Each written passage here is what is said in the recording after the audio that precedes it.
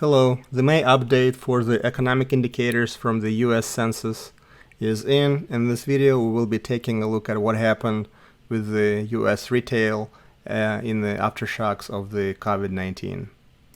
A quick warning, if you're looking for a fun and uplifting video, then this video is not going to be it. You might as well spend some time looking for puppies and kittens videos on YouTube, because it's very difficult to smile when you're looking at what happened with the US economy in the last couple of months.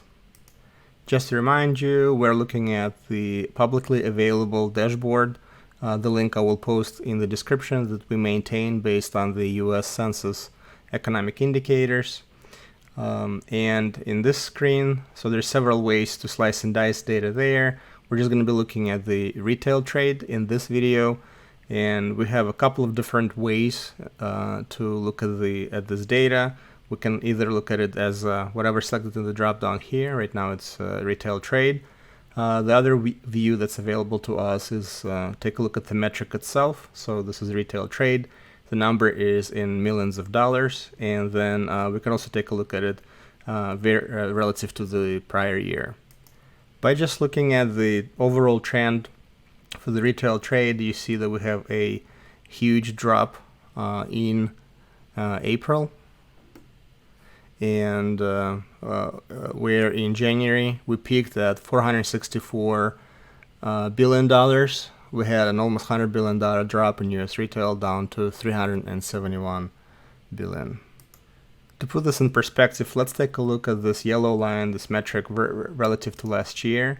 So the bars in the bottom representing the variance percent relative to last year. So here's our drop from 461 to 371, and we can see that in April that constituted a 17.8% drop relative to last year, where in March the drop was only 2.7%. And then if we're looking at the last recessions, we saw that during the last recessions we did not see a drop in retail as big as we're seeing right now. In the interest of time, I'm not going to make it a very long video. I'm just going to take a look at several components of the retail trade, take a look at some of the industries, just so we can get a feel for what really happened in each one. So here we're looking at motor vehicle and parts dealers. We see that we have a huge drop in April. And if we compare it, we basically wiped out 10 years of growth in this industry, and we have a roughly 33% drop in that industry for April. If we look at the furniture and home furnishing stores, we see an even more dramatic drop. So just to remind you, this data set starts in 1992, and the drop that we've seen in April, it's lower than anything we've seen in the last 30 years. So basically that industry got devastated. So we're looking at a 67% drop, and to unprecedented levels, lower than we've seen in the last 30 years. Electronics and appliance stores is next.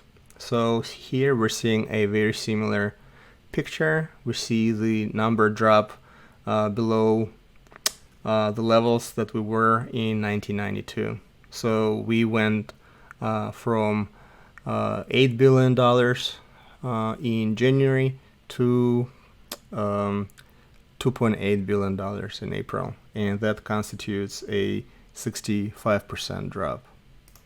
So it's not all gloom and doom. The stores that were open, like Home Depot, and that's for this category, building materials, garden equipment, supplies dealers, we see that numbers did not shrink that sharply.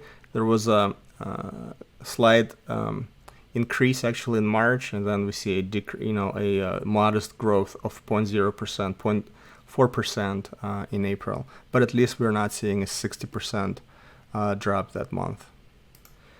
Food and beverage store. So we're looking at this huge run into the stores. So we're on average, the sales were about 64 billion. They shot up to 70 billion in March, 81 billion in March, and then it came down to 70 billion from 81 in April. But definitely, looks like people are still stocking up and piling up food reserves in their homes. Health and personal care store, unfortunately, are not seeing a similar pattern.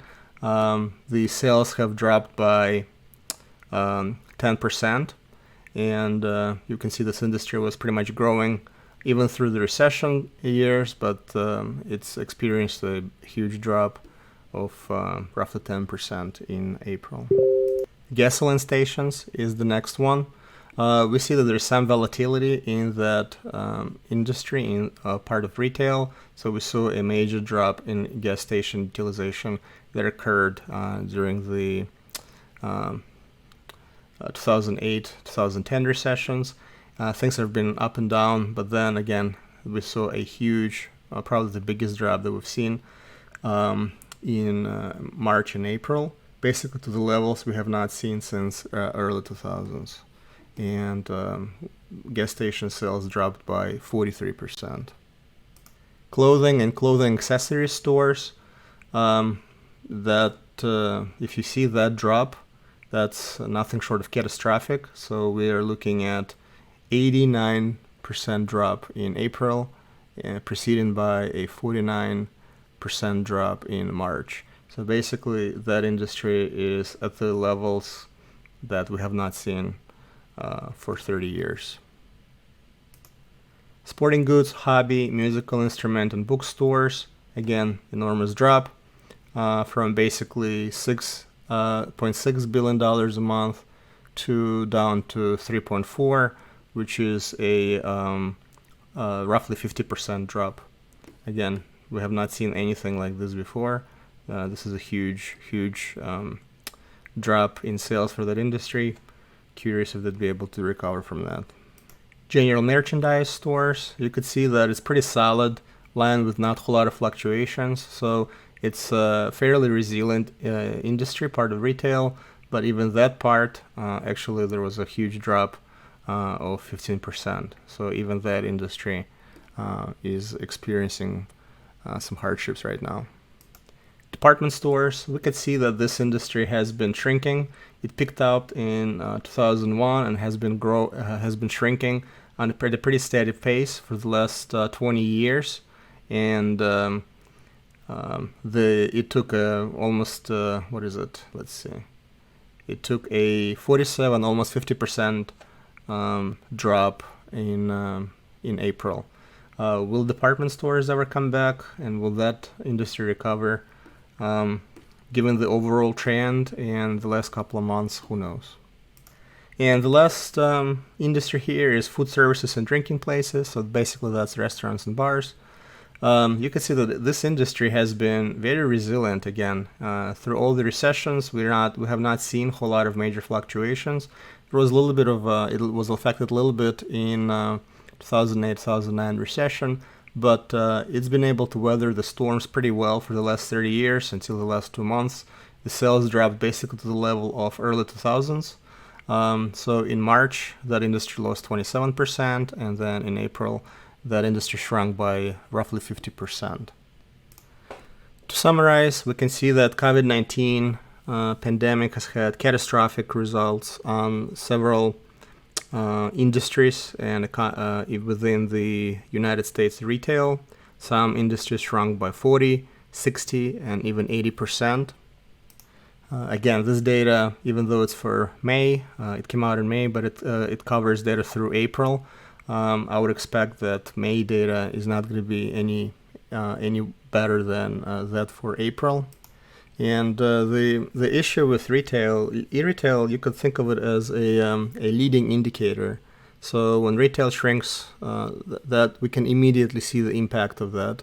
But as retail shrinks, that puts the downward pressure on orders from the consumer companies. And then if consumer companies do not need to produce as many goods and services, then that trickles down to the entire supply chain. So the whole economy, so whatever we're seeing right now in retail, we're going to feel these effects in the U.S. economy, certainly for the rest of Q2, Q3, and I'm not very optimistic that we're going to see a whole lot of improvements in Q4.